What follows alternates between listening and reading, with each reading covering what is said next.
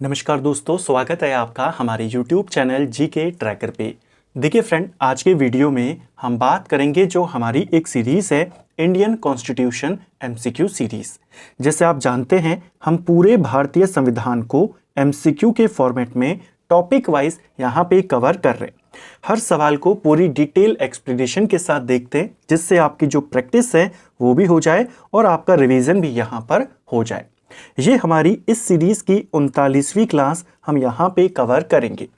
आज के वीडियो में कुछ इंपॉर्टेंट जो सांविधिक निकाय हैं हमारे, चाहे वो मानव अधिकार आयोग हो, चाहे वो महिला आयोग हो, बाल अधिकार संरक्षण आयोग हो या सीबीआई से संबंधित कथन हो, सवाल हो, उन सब को हम आज यहाँ पे कवर करेंगे।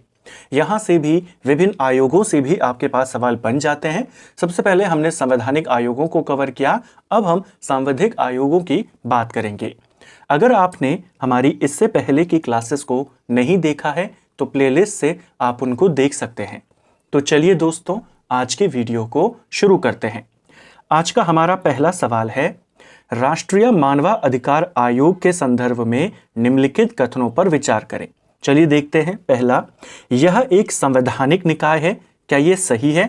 जो राष्ट्रीय मानवाधिकार आयोग है, क्या इसका उल्लेख मूल संविधान में किया गया था या बाद में इसके लिए अधिनियम ला करके इसे संविधान में संशोधित करके जोड़ा गया है? इसके लिए आर्टिकल है हमारे कॉन्स्टिट्यूशन में? नहीं है। तो पहला वाला कथन आपका गलत है। जिनके लिए संविधान में वर्णन है, जिनके लिए आर्टिकल्स हैं, जैसे राष्ट्रीय अनुसूचित जाति आयोग, अनुसूचित जनजातीय आयोग, इनका उल्लेख आर्टिकल्स में किया गया है, तो वो हमारे संवैधानिक निकाय हैं। यूपीएससी हो गया, निर्वाचन आयोग हो गया, वित्त आयोग हो गया, ये सब हमारे संवैधानिक निकाय हैं। जिनके लिए संसद ने कानून बना करके यहाँ पर इनका गठन किया हो, अधिनियम के माध्यम से किया हो, संशोधन नहीं हुआ हो, अधिनियम से किया हो, एक्ट के माध्यम से किया हो, उनको सांविधिक निकाय कहते हैं। तो ये कैसा निकाय है? ये सांविधिक निकाय है। ठीक है। यह केवल उन्हीं मामलों की जांच कर सकता है जिन्हें घटित हुए 1 वर्ष से कम का समय हुआ हो। क्या ये सही है? ये मानव अधिकार आयोग को लेकर पूछा जाने वाला सबसे इंपॉर्टेंट पॉइंट है। जो मानवाधिकार आयोग होता है वो ऐसा नहीं है कि आप उसके पास कोई 5 साल पुराना या 2 साल पुराना, 10 साल पुराना मामला लेकर जाएं और वो जांच करें। अगर किसी के मानव अधिकारों का हनन होता है या कोई घटना अगर घटित होती है तो उस घटना के 1 वर्ष के अंदर अंदर आपको कंप्लेंट करनी है। अगर 1 वर्ष हो गया तो आपकी कंप्लेंट पर जांच नहीं होगी। मानवाधिकार आयोग केवल उन्हीं मामलों की जांच करता है जिन्हें घटित हुए 1 वर्ष से कम का समय हुआ हो। अगर 1 साल से ज्यादा हो गया तो आप अपील नहीं कर सकते। ठीक है। आयोग की सिफारिशें सरकार के लिए बाध्यकारी होती हैं, क्या ये सही है? ये आपका गलत है। जो मानवाधिकार आयोग होता है, मानव अधिकारों की जांच करता है, अगर किसी के हनन होते हैं, यह जब अपनी रिपोर्ट देता है सरकार को तो ये केवल सलाहकारी के फॉर्म में देता है, यानी इसके पास बाध्यकारी शक्तियां नहीं हैं। ये सलाहकारी के रूप में सरकार को सलाह दे सकता है कि यहां पर ऐसी ऐसी घटना हुई है, आपको ऐसा करना चाहिए। सरकार उसको मानने के लिए या ना मानने के लिए स्वतंत्र है। ठीक है। तो तीसरा भी गलत है। पूछा है आपसे कौन सा सही है, केवल दूसरा वाला कथन सही है, बाकी आपके पहला दूसरा गलत है। अगर हम मानवाधिकार आयोग की बात करते हैं, इसका गठन कब हुआ था? तो इसका गठन 1993 में किया गया था। इसको भी आपने याद करना है। 12 अक्टूबर 1993 को यह बना था। पूछेगा मानवाधिकार संरक्षण अधिनियम कब आया? क्योंकि अगर सांविधिक निकाय है तो जाहिर सी बात है एक्ट के माध्यम से बना होगा। एक्ट इसका 1993 में ही आया था। ठीक है। 12 अक्टूबर 1993 को यह अस्तित्व में आ गया। इसमें 2 बार संशोधन हो चुका है, एक 2006 में, एक दूसरा 2019 में। ठीक है। आपसे पूछा जाता है अंतर्राष्ट्रीय मानव अधिकार दिवस कब मनाते हैं? तो अंतर्राष्ट्रीय मानवाधिकार दिवस 10 दिसंबर को मनाया जाता है। राष्ट्रीय मानव अधिकार आयोग के अध्यक्ष और सदस्यों की नियुक्ति के लिए गठित 6 सदस्यीय चयन समिति में कौन शामिल नहीं होता है? तो देखिए, जो मानव अधिकार आयोग होता है हमारा नेशनल ह्यूमन राइट कमीशन, इसके अध्यक्ष और सदस्यों की नियुक्ति जो होती है वह एक कमेटी के सिफारिशों पे होती है। उस कमेटी में टोटल 6 लोग शामिल होते हैं। इन 6 लोगों में कौन कौन शामिल है? इन 6 लोगों में देश का प्रधानमंत्री शामिल होता है। इसके अलावा लोकसभा का अध्यक्ष इसमें शामिल होता है। इसके अलावा दोनों सदनों में यानी लोकसभा में और राज्यसभा में जो विपक्ष के नेता होते हैं वो इसमें शामिल होते हैं। तो 1, 2, 3 और 4 लोग यहां पर हो गए। पांचवें होते हैं राज्यसभा के उपसभापति, क्योंकि सभापति नहीं होंगे जैसे लोकसभा अध्यक्ष है, तो इनके समकक्ष कौन है? राज्यसभा का सभापति, लेकिन वो उपराष्ट्रपति भी होता है। इसीलिए इस समिति में उपराष्ट्रपति की जगह पर कौन होगा? राज्यसभा का उपसभापति। और छठा व्यक्ति होता है केंद्रीय गृह मंत्री यानी होम मिनिस्टर। ये 6 लोग होते हैं, ये सदस्य और अध्यक्ष का चुनाव करते हैं और फिर नियुक्ति करता है राष्ट्रपति। तो नियुक्ति राष्ट्रपति करेगा, लेकिन ये 6 सदस्य समिति जो है ये सिफारिश करेगी। इसकी अध्यक्षता प्रधानमंत्री करता है, ठीक है। और इसमें लोकसभा का अध्यक्ष, राज्यसभा का उपाध्यक्ष, प्रधानमंत्री खुद, दोनों सदनों में विपक्ष के नेता और केंद्रीय गृह मंत्री। तो अब आपको पता चल गए कौन कौन है। प्रधानमंत्री होता है, लोकसभा अध्यक्ष होता है, राज्यसभा का उपसभापति होता है, सीजीआई इसमें नहीं होता। ऑप्शन डी सही आंसर होगा, ठीक है। एनएचआरसी के अध्यक्ष पद के लिए अनिवार्य योग्यता क्या है? तो अगर आपको राष्ट्रीय मानव अधिकार आयोग का अध्यक्ष बनना है तो इसकी योग्यता है सर्वोच्च न्यायालय का कोई भी न्यायाधीश या किसी उच्च न्यायालय का मुख्य न्यायाधीश। अगर आपको अध्यक्ष बनना है या किसी व्यक्ति को अध्यक्ष बनाना है तो वह या तो सुप्रीम कोर्ट का कोई पुराना जज हो या फिर किसी भी हाई कोर्ट का मुख्य न्यायाधीश हो, उसको आप अध्यक्ष बना सकते हैं, ठीक है। तो ऑप्शन बी इसका सही आंसर होगा।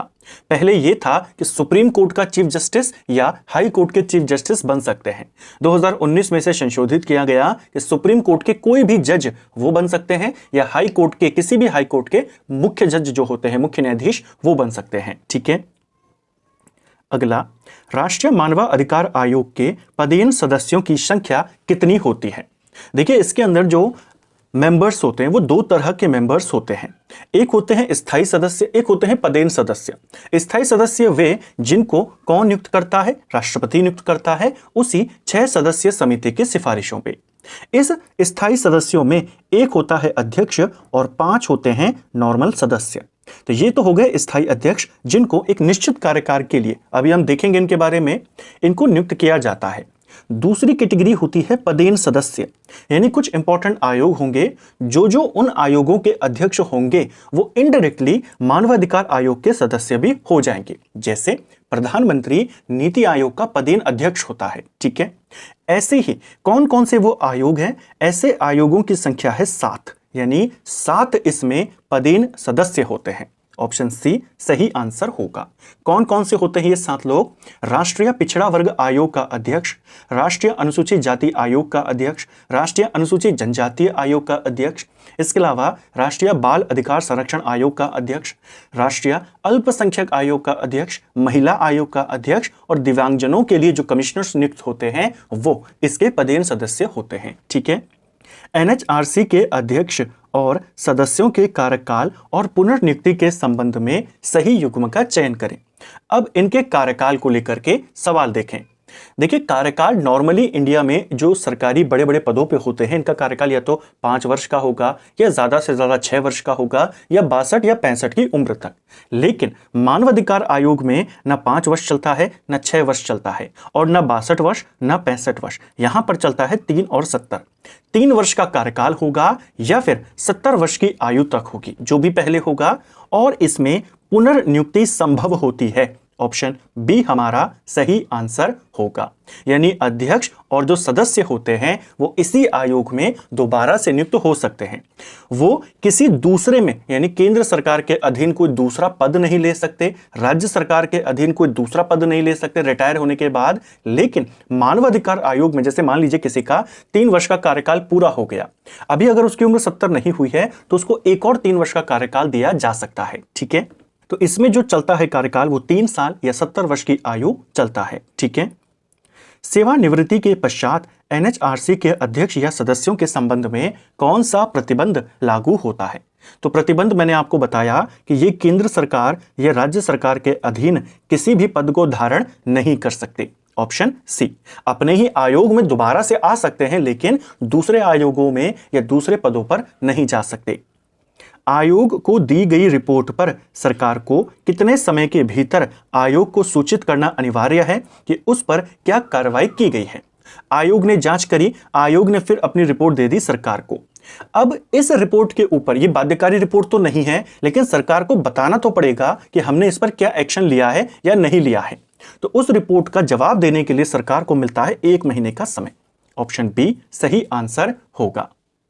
तो जो मानवाधिकार आयोग है ये जांच कर सकता है कि कहां पर क्या हुआ है, लेकिन ये सजा नहीं दे सकता, ये मुआवजा नहीं दिलवा सकता, ये केवल अपनी सिफारिशें दे देगा सरकार को, फिर सरकार उसके ऊपर फैसला करती है। ठीक है, ये केवल सिफारिशें करता है।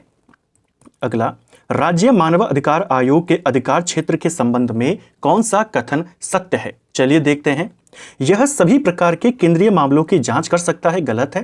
राज्य मानवाधिकार आयोग केवल उस राज्य के मानवाधिकारों से संबंधित मामलों की जांच करेगा। यह केवल संघ सूची के विषयों पर जांच कर सकता है, गलत है। संघ सूची के विषयों पर कौन करेगा? जो केंद्रीय मानवाधिकार आयोग होगा।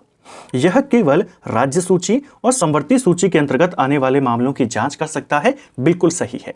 राज्य मानवाधिकार आयोग का जो क्षेत्र होता है वो यही होता है कि राज्य सूची के विषयों पर या संवर्ती सूची। संवर्ती सूची क्या होती है? ऐसी सूची जिसके विषय पर केंद्र और राज्य दोनों कानून बना सकते हैं। ठीक है, इसके पास केंद्र और राज्य दोनों के विषय में समान अधिकार हैं, गलत है। इसके पास केवल राज्य के विषय में अधिकार है।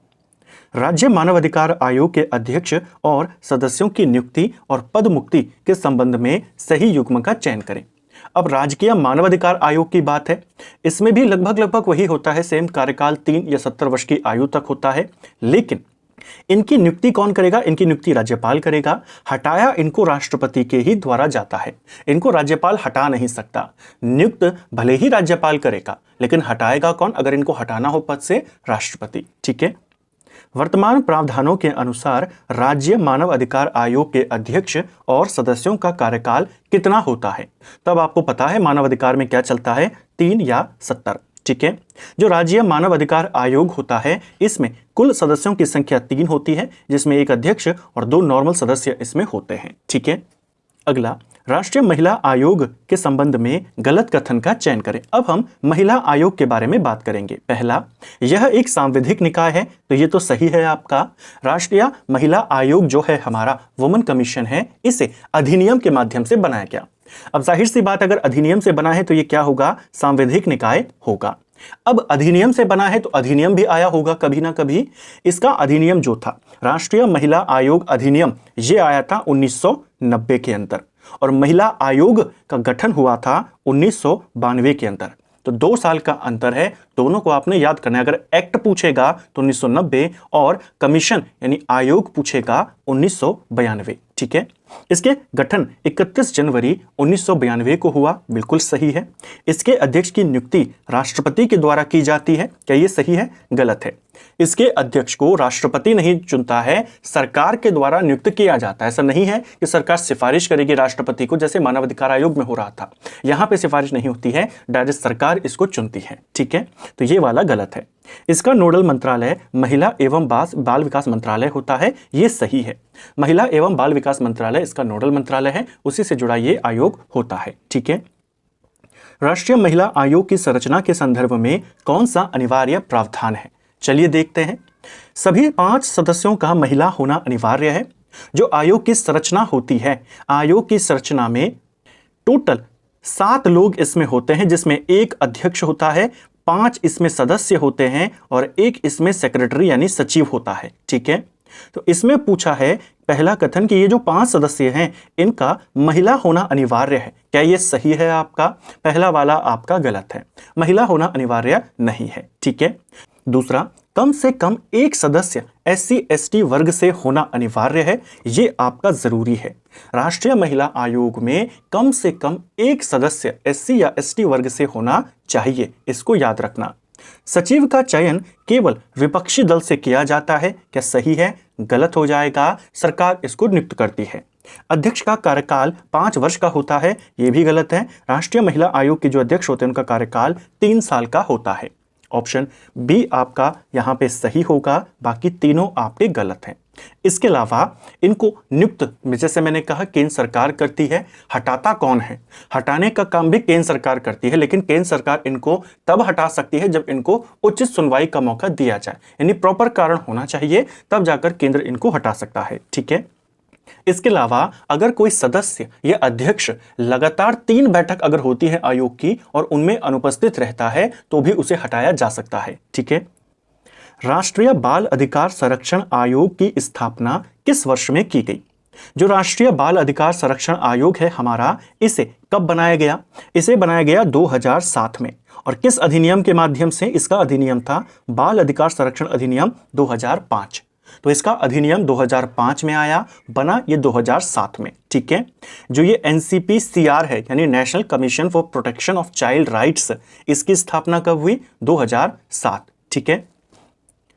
NCPCR की संरचना के संदर्भ में कौन सा कथन सत्य है? अब इसकी संरचना के बारे में बताना है आपने। देखिए, इसमें कुल 5 सदस्य होते हैं, पहला ही आपका गलत है। इसके अंदर कुल 7 सदस्य होते हैं, 1 इसमें अध्यक्ष होता है, 6 इसमें सदस्य होते हैं। तो 5 इसमें सदस्य नहीं होते, टोटल 7 होते हैं, जिसमें 1 अध्यक्ष है और नॉर्मल 5 सदस्य होते हैं। 6 सदस्यों में से कम 2 महिला का होना अनिवार्य है। क्या ये सही है? ये आपका इंपॉर्टेंट पॉइंट है और ये सही है। एक तो अध्यक्ष होता है, 6 सदस्य होते हैं, इन 6 सदस्यों में से 2 महिला होना अनिवार्य है। तो ये वाला कथन आपका सही है। सदस्यों की नियुक्ति केवल सर्वोच्च न्यायालय के द्वारा की जाती है। क्या इनको सर्वोच्च न्यायालय नियुक्त करता है? सुप्रीम कोर्ट नियुक्त करेगा? बिल्कुल गलत है, केंद्र नियुक्त करता है, केंद्र सरकार। ठीक है। अध्यक्ष का कार्यकाल 70 वर्ष की आयु तक होता है। क्या ये सही है? ये आपका गलत है। जो इसमें अध्यक्ष होते हैं, सदस्य होते हैं, इनका कार्यकाल या तो 3 वर्ष तक या 65 वर्ष की उम्र तक होता है। ठीक है। ये अध्यक्ष का है। सदस्यों के लिए 3 साल या 60 वर्ष की उम्र तक होता है। ठीक है। राष्ट्रीय बाल अधिकार संरक्षण आयोग के अनुसार बालक की आयु सीमा क्या है?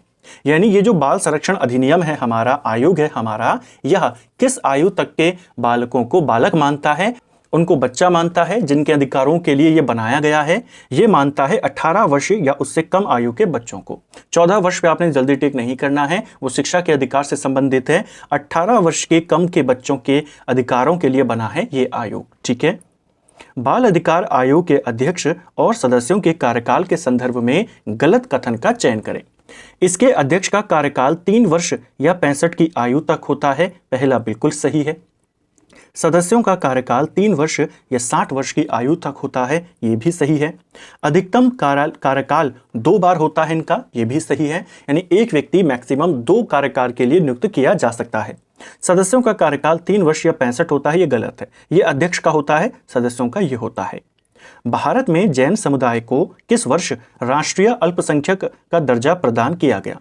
यानी अल्पसंख्यक वर्ग में इनको शामिल किया गया।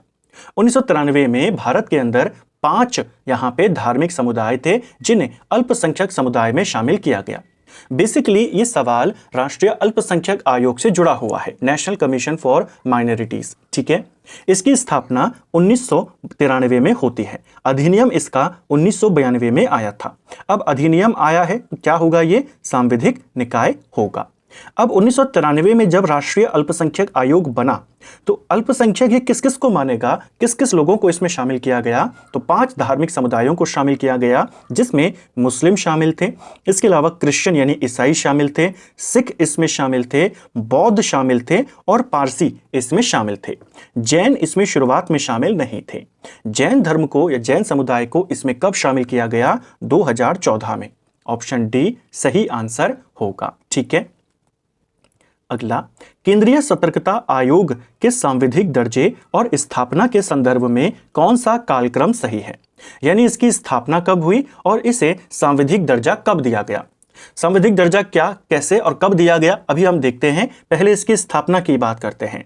जो केंद्रीय सतर्कता आयोग है हमारा, सेंट्रल विजिलेंस कमीशन, इसका मुख्य उद्देश्य क्या था इसको बनाने का? तो भ्रष्टाचार को रोकना। ठीक है।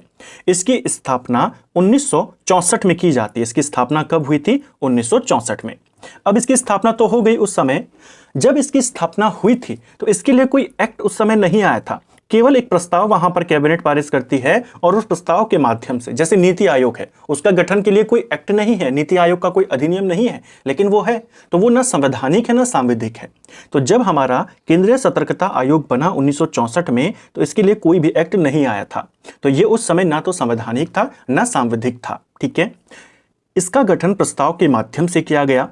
इसके लिए एक्ट आया बाद में, और ये एक्ट आया 2003 में, और जैसे ही एक्ट आ गया यानी ये क्या हो गया, सांविधिक दर्जा इसको मिल गया। तो सांविधिक दर्जा इसे कब मिला, जब इसके लिए एक्ट आया, तो 2003 में। तो सी वाला ऑप्शन आपका सही आंसर होगा। 1964 में बना था, लेकिन इसके लिए अधिनियम जो आया वो 2003 में आया, तो सांविधानिक दर्जा इसे, सांविधिक दर्जा इसे 2003 में मिला। एक और सवाल पूछा जाता है कि इसकी स्थापना किस कमीशन या किसकी सिफारिशों पे हुई थी, किस समिति की सिफारिशों पे। तो उस समय एक समिति बनाई गई थी, के संथानम समिति, और इसी समिति की सिफारिशों में भारत में दो इंपॉर्टेंट संस्था बनती हैं। एक भ्रष्टाचार रोकने के लिए सीवीसी, केंद्रीय सतर्कता आयोग, और दूसरी अपराधों की जांच के लिए सीबीआई। ये दोनों की दोनों इसी समिति की सिफारिशों पे बनी थी। ठीक है, अगला, केंद्रीय सतर्कता आयुक्त व अन्य आयुक्तों के कार्यकाल के संबंध में विशिष्ट प्रावधान क्या है। जो केंद्रीय सतर्कता आयोग होता है, इसके अध्यक्ष को, सदस्यों को नियुक्त जो करता है वो राष्ट्रपति करता है। ठीक है, इसके लिए भी वो 6 सदस्य समिति बनती है, जिसमें प्रधानमंत्री, लोकसभा और राज्यसभा में विपक्ष के नेता, लोकसभा के अध्यक्ष, राज्यसभा के उपसभापति और गृह मंत्री शामिल होते हैं। ठीक है, इनका जो कार्यकाल होता है वो 4 वर्ष या 65 वर्ष की आयु तक होता है। ऑप्शन सी सही आंसर होगा। कार्यकाल जब इनका खत्म हो जाता है एक, उसके बाद ये दोबारा नियुक्त नहीं हो सकते, इसे भी याद रखना। हटाने का अधिकार किसको पास है, वो राष्ट्रपति के पास है। ठीक है, पुनर्नियुक्ति इसमें संभव नहीं है। ठीक है, केंद्रीय सूचना आयोग के अध्यक्ष व सदस्यों की नियुक्ति हेतु गठित चयन समिति में कौन शामिल नहीं होता। अब हम केंद्रीय सूचना आयोग की बात करते हैं। यह भी सांविधिक निकाय है। इसकी स्थापना 2005 में होती है, 2005 के अधिनियम के माध्यम से। तो केंद्रीय सूचना अधिकार या सूचना का अधिकार अधिनियम कब आया, राइट टू इंफॉर्मेशन एक्ट, वो आया 2005 में। उसी के माध्यम से सूचना आयोग बना, वो भी अक्टूबर 2005 में बना। इसके लिए भी इसके अध्यक्ष और सदस्यों की जो नियुक्ति होती है वो राष्ट्रपति करता है, लेकिन वही 6 सदस्य समिति होती है, इसमें बनती है, वो सिफारिश करती है। उन 6 सदस्य समिति में कौन कौन होंगे, इसके जो अध्यक्ष होते हैं, सदस्य होते हैं, उनकी नियुक्ति भी राष्ट्रपति करता है, लेकिन एक समिति बनाई जाती है, उसकी सिफारिशों पे करता है। उस समिति में कौन कौन होंगे, प्रधानमंत्री होगा, लोकसभा में विपक्ष के नेता होंगे, पीएम के द्वारा मनोनीत कोई कैबिनेट मंत्री होगा, यानी आमतौर पर गृह मंत्री होता है। इसके अलावा दोनों सदनों में विपक्ष के नेता। तो प्रधानमंत्री विपक्ष का नेता, प्रधानमंत्री के द्वारा कैबिनेट मंत्री, राज्यसभा का सभापति इसमें नहीं होता। ठीक है, इनका जो कार्यकाल होता है केंद्रीय सूचना आयोग के सदस्यों का, अध्यक्ष का, ये 65 वर्ष की आयु तक निर्धारित होता है। ठीक है, इसके अलावा या फिर 5 वर्ष। निम्न में से कौन सा कथन सत्य है। सीवीसी और सीआईसी यानी केंद्रीय सतर्कता आयोग और केंद्रीय सूचना आयोग के अध्यक्ष पुनर्नियुक्ति के पात्र नहीं होते। पहला बिल्कुल सही है, इनको आप दोबारा से वहां पर रीअपॉइंट नहीं कर सकते, चाहे वो सीवीसी हो चाहे वो सीआईसी हो। सूचना आयुक्तों का कार्यकाल अब केंद्र सरकार के द्वारा निर्धारित किया जाता है। इस वाले पॉइंट को भी याद कर लेना। पहले इनका जो कार्यकाल होता था आमतौर पे वो 5 वर्ष का माना जाता था, या फिर 65 वर्ष की आयु तक, लेकिन अब सरकार ने इस वाली कैटेगरी को, इस वाले ऑप्शन को हटा दिया है। अब केंद्र द्वारा निर्धारित होता है या फिर 65 वर्ष की आयु। ठीक है, तो दोनों कथन आपके सही यहां पे होंगे, ऑप्शन सी। राष्ट्रीय हरित प्राधिकरण एनजीटी के संदर्भ में निम्नलिखित कथनों पर विचार करें। पहला, यह एक सांविधिक और अर्ध न्यायिक निकाय है। क्या यह सही है हमारा? पहला आपका बिल्कुल सही हो जाएगा। जो हमारा राष्ट्रीय हरित प्राधिकरण नेशनल ग्रीन ट्रिब्यूनल होता है, 2010 में इसे बनाया गया था। ये सांविधिक है, यानी अधिनियम के माध्यम से बना, और ये अर्ध न्यायिक भी है, यानी कुछ कुछ इसे कोर्ट जैसी शक्तियां भी प्राप्त है। पूरी तरह कोर्ट नहीं है, सजा ये दे सकता है, दंड लगा सकता है, जुर्माना लगा सकता है, लेकिन पूरी तरीके से कोर्ट भी नहीं है। तो ये अर्ध न्यायिक निकाय है और सांविधिक निकाय है। इसकी स्थापना 18 अक्टूबर 2010 को पर्यावरण संरक्षण के लिए की गई, बिल्कुल सही है। इसके अध्यक्ष की नियुक्ति केंद्र सरकार द्वारा भारत के मुख्य न्यायाधीश के परामर्श से की जाती है। क्या ये सही है हमारा? इसका जो अध्यक्ष होता है भारत के मुख्य न्यायाधीश की सलाह पर केंद्र सरकार करती है। ये वाला बहुत इंपॉर्टेंट पॉइंट है और ये सही है। तो यहां पे आपके तीनों कथन सही होंगे। राष्ट्रीय हरित प्राधिकरण के सदस्यों के कार्यकाल व पुनर्नियुक्ति के संबंध में सही प्रावधान क्या है? इनका कार्यकाल होता है 5 वर्ष का और पुनर्नियुक्ति इनकी संभव नहीं है। दोबारा से इनको आप रीअपॉइंट नहीं कर सकते। ठीक है। केंद्रीय अन्वेषण ब्यूरो यानी सीबीआई के संदर्भ में निम्नलिखित कथनों पर विचार करें। सीबीआई का गठन 1963 में गृह मंत्रालय के एक प्रस्ताव के द्वारा किया गया था। क्या यह सही है हमारा? यह आपका बिल्कुल सही है। सीबीआई जो बनी थी ये भी संथानम समिति की सिफारिश पर बनी थी। केंद्र सरकार की मुख्य जांच एजेंसी का नाम है सीबीआई। ठीक है। इसकी स्थापना गृह मंत्रालय के एक प्रस्ताव के द्वारा करी गई थी। इसे अपनी शक्तियां दिल्ली विशेष पुलिस अधिनियम जो 1946 में आया था उससे प्राप्त होती हैं। यह भी सही है। सीबीआई एक सांविधिक निकाय है। क्या यह सही है हमारा? ये वाला गलत हो जाएगा। भले ही ये संतानम समिति की सिफारिशों पे बना, सीवीसी भी बना था, लेकिन सीवीसी के लिए 2003 में एक्ट आ गया। सीबीआई के लिए अलग सा एक्ट नहीं आया। इसको जो शक्तियां मिली हैं, इसके जो अधिकार हैं सीबीआई के, वो इस अधिनियम में ऑलरेडी पहले से बताए गए हैं। तो इसके लिए कोई अलग सा एक्ट नहीं आया। तो ये एक सांविधिक निकाय नहीं है। तो ना ये कॉन्स्टिट्यूशनल है, ना ये स्टैट्यूटरी बॉडी है, यानी हमारा सांविधिक निकाय है। ठीक है। ये प्रस्ताव के माध्यम से बना है, जैसे नीति आयोग।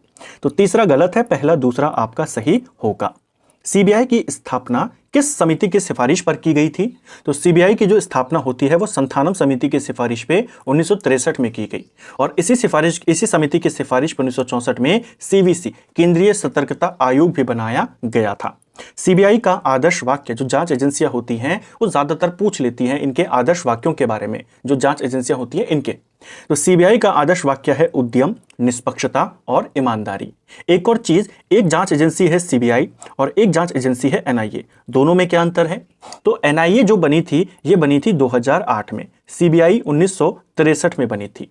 एनआईए जो बेसिकली होती है, इसे जो 26/11 हमला हुआ था मुंबई का, उसके बाद बनाया गया था। यह केवल आंतरिक घटनाओं के लिए, आतंकवाद से जुड़े अपराधों की जांच का काम संभालती है। बाकी के जो अपराध हैं वो सीबीआई देखती है। तो टेररिस्ट से रिलेटेड, टेररिज्म से रिलेटेड जो भी मामले होंगे वो एनआईए देखेगी। उसके अलावा जो मामले होंगे वो सीबीआई देखेगी। ठीक है। तो इसको भी याद रखना है। तो फ्रेंड्स, ये तो हमारा आज का वीडियो, जिसमें हमने संविधान के यहाँ पे 25 सवालों को देखा सांविधिक निकायों को लेकर के। साथ में हमने ऐसे निकायों की भी शुरुआत कर दी जैसे सीबीआई, जो ना तो सांविधिक है न संवैधानिक है। अगले वीडियो में ऐसे ही और इंपॉर्टेंट टॉपिक्स के बारे में बात करेंगे, नीति आयोग के बारे में बात करेंगे, हमारे देश में संविधान के अनुसार जो वरीयता क्रम है उसके बारे में, वहाँ से क्या क्या सवाल आते हैं उनको देखेंगे। उम्मीद करता हूँ आपको आज का वीडियो पसंद आया होगा। अगर आपको ये वीडियो पसंद आई है तो वीडियो को लाइक करें, चैनल पर नए हैं चैनल को सब्सक्राइब करें, अपने दोस्तों के साथ शेयर करें। वीडियो आपको कैसी लगी कमेंट बॉक्स में हमें ज़रूर बताएं। Thank you friends.